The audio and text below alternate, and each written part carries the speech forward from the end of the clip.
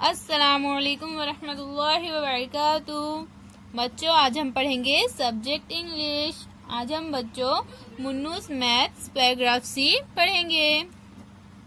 Munnu saw some strings of flower in the market. तो बच्चों, मुन्नू ने है तो मार्केट में कुछ फूलों के हार देखी।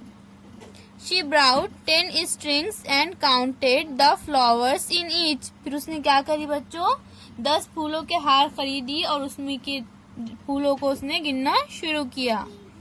There were 40 flowers in 7 strings। तो बच्चों 7 फूलों के हार में जो है तो 40 फूल थे। 44 flowers in 2 strings। 2 फूलों के हार में 44 फूल थे।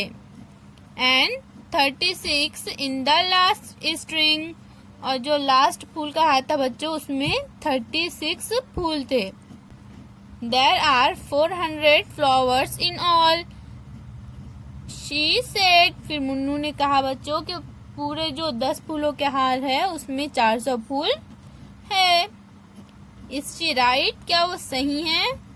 तो देखिए बच्चों, 44, 36 और 40 हम इन तीनों की जमा करेंगे तो कितने होंगे बच्चों? 120 होंगे, 120। यानी टोटल फूल कितने हैं बच्चों? 10 स्ट्रिंग्स में 120। और मुन्नू कह रही है कि 400 फूल है।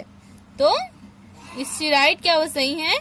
तो नहीं बच्चों, मुन्नू गलत है। टोटल फूल 120 थे। अल्लाह हाफिज बच्चों।